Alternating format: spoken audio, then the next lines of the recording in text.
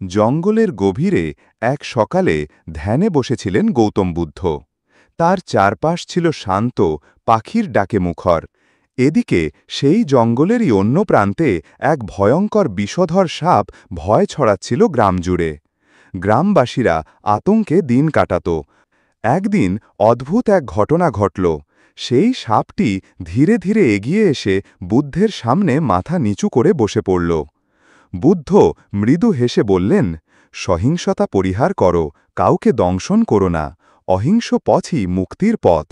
সাপটি প্রতিজ্ঞা করল আর কারো ক্ষতি করবে না। কিন্তু এরপর যা ঘটল তা ছিল হৃদয় বিদারক। গ্রামবাসীরা বুঝে গেল সাপটির আর আক্রমণ করে না। তারা লাঠি দিয়ে তাকে মারতে শুরু করল। সাপটি কিছুই বলতো না, কিছুই করত না। অবশেষে আহত শরীর আর দুঃখে ভরা মন নিয়ে সে আবার ফিরে এলো বুদ্ধের কাছে। বলল, ভগবান, আমি তো আপনার কথা শুনে কাউকে আঘাত করিনি, তবুও তারা আমাকে মারছে। বুদ্ধ হেসে বললেন, আমি বলেছিলাম দংশন করো না, কিন্তু ফোঁস দিও না, এটা তো বলিনি। ভয় দেখিয়ে নিজেকে রক্ষা করা অপরাধ নয়।